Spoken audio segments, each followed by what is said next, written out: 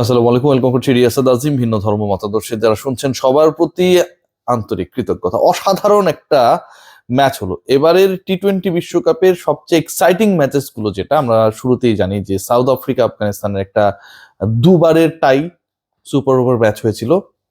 But এই ম্যাচটা যেটা হলো ভয়ঙ্কর এক্সাইটিং একটা ম্যাচ, যেই ম্যাচে শেষ ওভারে দাসুন সানাকা 28 রানের ইকুয়েশন মিলাতে পারবেন কিনা, শেষ ওভারে শেষ পর্যন্ত শাহিন শাহ আফ্রিদি ওই রানটা ডিফেন্ড করতে পারবেন কিনা। 28 রান করতে হবে 6 বলে জয়ের জন্য শ্রীলঙ্কার, এবং তারা এই কাজটা করতে পারলে এমন কোনো বিশাল অর্জন হবে না এবারে টি-20 বিশ্বকাপ থেকে, কারণ আগেই ছিটকে পড়েছে শ্রীলঙ্কা। পাকিস্তান শেষ পর্যন্ত জিতেছে, কিন্তু এই জয়ের পরেও দলটা শেষ পর্যন্ত সেমিফাইনালসে যেতে পারলো না। সো ম্যাচের ইকুয়েশনটা যখন এমন, শেষ ওভারের ওই ইকুয়েশন শাহিন শাহ আফ্রিদি যদি মেলাতে না দেন তারপরেও পাকিস্তানের লাভ নেই, সানাকা যদি মেলাতে পারেন তারপরেও শ্রীলঙ্কার কোনো লাভ নেই। কিন্তু এন্ড অফ দ্য ডে সবাই চাচ্ছিল যেন এরকম একটা নেইল বাইটিং ফিনিশ হয়, এবং সেটাই হয়েছে। 28 করতে হবে 6 বলে, 4 বলেই 22 তুলে নিলেন দাসুন সানাকা। 76 রানের ইনিংস, 8টা ছক্কা, যার 3টা এসেছে শাহিন শাহ আফ্রিদির টানা 3 বলে হ্যাটট্রিক ছক্কার মাধ্যমে।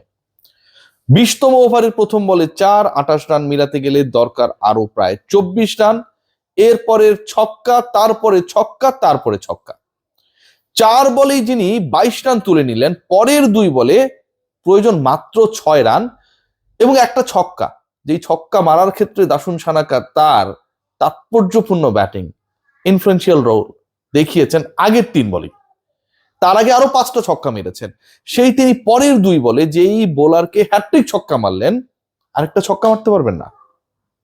মনে হচ্ছিল পারবে, মনে হচ্ছিল শ্রীলঙ্কা শেষ পর্যন্ত এই নেইল বাইটিং ম্যাচ, যেই ম্যাচটা আসলে ফর নাথিং, পাকিস্তানের ওই 64-65 রানের ইকুয়েশন মিলে নাই ভাই, তারা সেমিতে জিততে পারবে না। শ্রীলঙ্কা জয় পেলেও সেমিতে যেতে পারবে না। তারপরও মনে হচ্ছিল সানাকা যেভাবে ব্যাট করছেন, এই ম্যাচটা শ্রীলঙ্কা জেতা উচিত। পঞ্চম ডেলিভারি, যেভাবে তিনি উইকেটে থেকে তার মতো করে সোজা ব্যাটে খেলছিলেন, ইম্প্রোভাইজ শট খেলতে গিয়ে কোনো রান হলো না।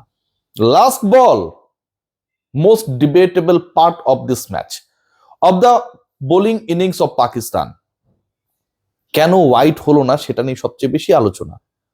এবং এই বলটা যদি ওয়াইড হতো তাহলে প্রথমত একটা রান পেত শ্রীলঙ্কা, জয়ের জন্য প্রয়োজন হতো 5 রান, টাই হওয়ার জন্য প্রয়োজন হতো 4 রান, আরো একটা বল পেতেন সানাকা, একটা এক্সট্রা রান যুক্ত হতোই, শাহিন শাহ আফ্রিদিকে আরো 1 বল করা লাগতো।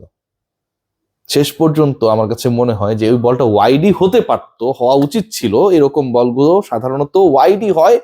এবং সবচেয়ে ইন্টারেস্টিং পার্ট যেটা, দাসুন সানাকা ওই বলকে চেজ করারই চেষ্টা করেন নাই, তিনি তার স্টান্সেই ছিলেন, তারপর ওয়াইড হয় নাই। এবং ওই বৈধ ডেলিভারির কারণে শেষ পর্যন্ত 5 রানে পরাজিত হলো শ্রীলঙ্কা, 5 রানের জয় পাকিস্তানের। এবং এক্সাইটিং ম্যাচটা আরো বেশি এক্সাইটমেন্ট যখন ক্রিয়েট করতে পারতো, ঠিক তখন আম্পায়ারের বেরসিক সিদ্ধান্ত, আমার কাছে মনে হয় যে কিছুটা বিতর্কিত সিদ্ধান্ত বললে আপনি বলতেও পারেন, এই ম্যাচের শেষ বেলার এক্সাইটমেন্টটাকে নষ্ট করেছে।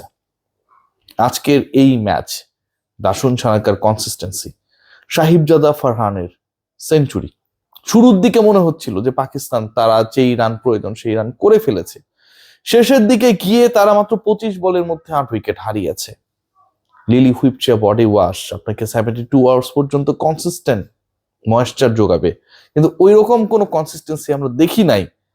95 বলে একটা দল পাকিস্তানের ব্যাটিং ইনিংসে যদি আমরা আলোচনা করি যে 176 তুললো উইদাউট লুজিং আ উইকেট, কোনো উইকেট হারানো ছাড়া।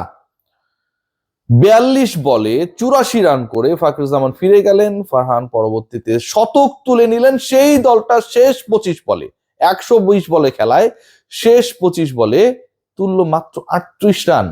এর থেকেও ইন্টারেস্টিং হচ্ছে সেই 38 রান তুলতে they had lost 8 wickets. This is what the real picture of Pakistan. যেই পাকিস্তানকে আপনারা মনে করতে পারেন যে তারা এত ভালো ব্যাট করেছে, 176 ফর নান, যেটা বিশ্বকাপের ইতিহাসের টি-20 বিশ্বকাপের ইতিহাসেরই একটা রেকর্ড পার্টনারশিপ, সেই দলটা শেষে গিয়ে যেভাবে খেই হারিয়েছে, উইকেট হারিয়েছে, রান তুলতে ব্যর্থ হয়েছে, স্কোরটা যখন মনে হচ্ছিল 230-এর কাছাকাছি চলে যাবে, সেই স্কোর 100 মানে 215 পর্যন্ত টাচ করতে পারে নাই। এর মূল কারণ হচ্ছে we have got the consistent Pakistan, যে পাকিস্তান অনেক বেশি আনপ্রেডিক্টেবল, যেই পাকিস্তান অনেক বেশি ভঙ্গুর, এবং সেই ভঙ্গুর চরিত্রটা আমরা উইথিন 25 বলসের মধ্যে দেখেছি। আজকের এই ম্যাচে আসলে খেলা শেষ হয়ে গেছে 15 ওভার 5 বলে পাকিস্তানের বোলিং ইনিংস এবং শ্রীলঙ্কার ব্যাটিং ইনিংসে, যখন ওই 147-এর যে প্যারামিটারটা 65 রানের ব্যবধানে জিততে পারলেই কেবল পাকিস্তান সেমিফাইনালে যেতে পারবে, সেই প্যারামিটার যখন ক্রস করে চলে যায় শ্রীলঙ্কা, তখন পর্যন্ত মনে হয় নাই যে এই ম্যাচটা আসলে শ্রীলঙ্কা জিতে যেতে পারে। শেষ ওভার পর্যন্ত মনে হয় নাই, শুরু হওয়ার আগ পর্যন্ত এই ম্যাচটা শ্রীলঙ্কা জিতে যেতে পারে, কিন্তু লাস্ট 2 বলসে মনে হয়েছে এই ম্যাচটা শ্রীলঙ্কায় জিততে পারে এবং এই ম্যাচটা শ্রীলঙ্কার জন্য জেতাটা deserving, they deserve it to win. কিন্তু শেষ মুহূর্তে যখন ওই কথা, ওই ব্যাপার, টানা 3 ছক্কা, তার আগে একটা চার, দাসুন সানাকার সেই ছকছকে ইনিংস, সুপার হিটিং অ্যাবিলিটি আমরা দেখলাম, যখন মনে হলো শেষ 2 বল একটা ছক্কা, কোনো ঘটনা না, ঠিক তখনই আসলে যখন ওই কনভিন্সিং ব্যাপারটা মনে হচ্ছিল, পরের 2 বলটা কাজে লাগলো না। ইনফ্যাক্ট একটা বল ওয়াইডটা যদি না হতো, তাহলে মানে ওয়াইডটা যদি হতো, ইনফ্যাক্ট ওয়াইডটা যদি হতো, ঘটনাটা অন্যরকম হতে পারতো। আজকের ম্যাচে আমার কাছে মনে হয় যে সবচেয়ে ইন্টারেস্টিং পার্ট যেটা, যে পাকিস্তান যেই কাজটা করতে পারে নাই এক্সিকিউশনের জায়গায়, যেভাবে ফেইল করেছে, আবারও বলছি 176 ফর নান, এবং পরবর্তী সময়ে তারা 25 বলের মধ্যে 8 উইকেট হারিয়েছে। They have added only 38 runs in the scoreboard. তার মানে 25 বলে 8 উইকেট হারানো এবং 38 রান যোগ করা, শেষ 4 ওভারে আপনি কোনো ব্যাটিংই করেন নাই, প্রপারলি আপনি কোনো ব্যাটিং করতে পারেন নাই, যেটা আসলেই দরকার ছিল। শেষ 25 বলে যদি আপনি 38-এর জায়গায় 70 রান যোগ করতেন, খুবই পসিবল ছিল, কারণ you haven't lost any wicket, আপনি কোনো উইকেট হারান নাই। সো আপনি যেহেতু কোনো উইকেট হারান নাই, 25 বলের খেলা বাকি রয়েছে, সেই সময়টা তো আপনি আরো অ্যাটাকিং হবেন, মোর অ্যাটাকিং হবেন, কিন্তু সেটা না হয়ে তারা ভেঙে পড়েছিল। ওই 70টা রান যদি অ্যাড হইতো, 60 রানও যদি অ্যাড হইতো, আমার কাছে মনে হয় it could have been a very very different match, এবং যেখানটায় পাকিস্তানের জন্য চান্সেসটা অনেক অনেক বেশি থাকতো to qualify to the semifinal. ইন্ডিয়ার পরীক্ষা পরের দিন, and they are going to meet West Indies, যারা পৃথিবীর যে কোনো দলকে তাদের দিনে নাকানি চুপানি খাওয়াতে পারে।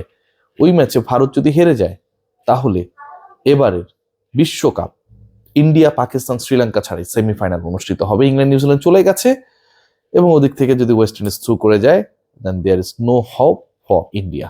সবাই ভালো থাকবেন, take great care, let's see what happen. But আমার কাছে মনে হয় আগামীকাল আজকের থেকেও exciting and nail biting matches waiting for us. Take care.